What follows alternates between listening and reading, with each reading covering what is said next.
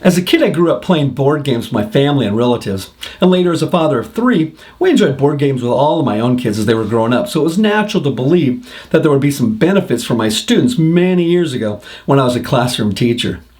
25 years ago, I was a middle school block teacher. And what that means is that I had, as a block teacher, I had 3 hours a day with 20 to 25 7th and 8th grade students. And I taught reading, writing, and social studies. Now, once a month, and on those days when we'd have one of those weird school schedules, we'd play board games. Now, here are my big 5 board games, my non-digital game-based learning. Monopoly, Risk, Yahtzee, Game of Life, and Clue.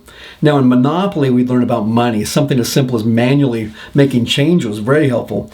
And the power of investment and increased returns with asset management, which is just a fancy way of saying what we all know. You want to buy houses and hotels to earn more money.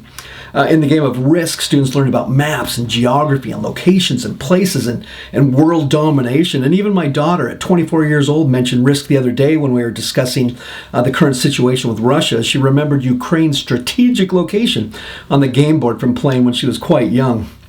Playing Yahtzee, students learn about probability and get to practice some minor math and accounting.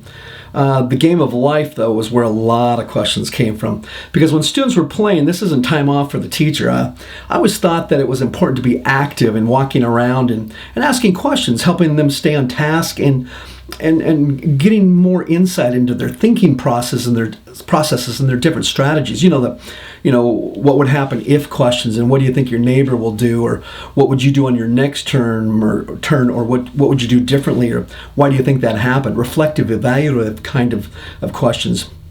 And in the Game of Life, where else do kids have the opportunity to be exposed to the concepts of insurance policies and promissory notes and inheritance and suing for damages?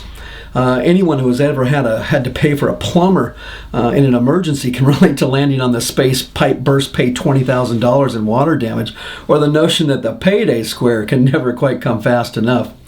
And lastly, the game of Clue was a great game for students as they collected evidence and attempted to solve the murder from clues.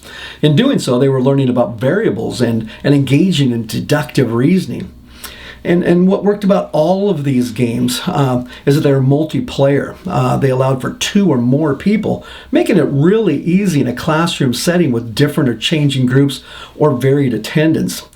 And with non-digital game-based learning, I firmly believe that there are 2 areas that receive maximum benefits.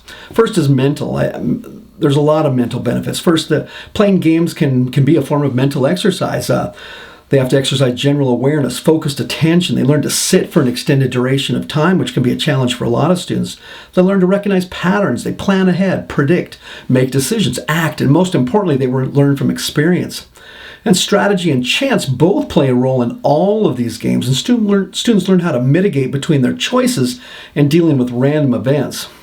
Now, secondly, and in my opinion, probably the most important aspect of non-digital game-based learning are the social benefits.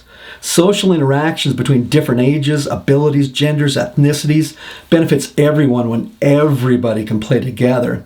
And importantly, the interactions within specific norms and rules of the game, and those interactions can be both verbal and nonverbal.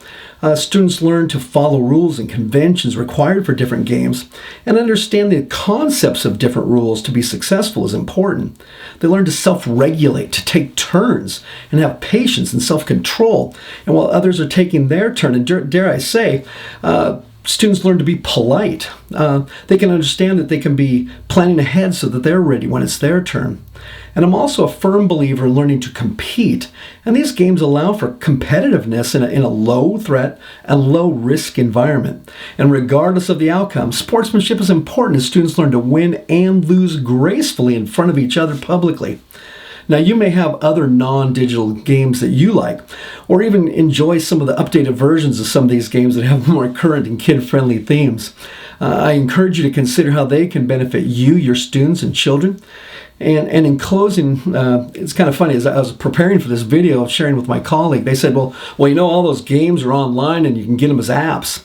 And that way you don't have to worry about all the setup and cleanup. To which I replied, learning that everyone is responsible for cleaning up and keeping their area clean may be one of the best learnings of all. Now, admittedly, there are other games that can be more subject specific and directive, but for overall educational impact and especially the development of positive affective behaviors in growing adolescents, you're not going to go wrong with my big 5 non-digital games. I encourage you to check out my other videos on game-based learning and gamification. Thank you for watching. I'm Kevin Corbett.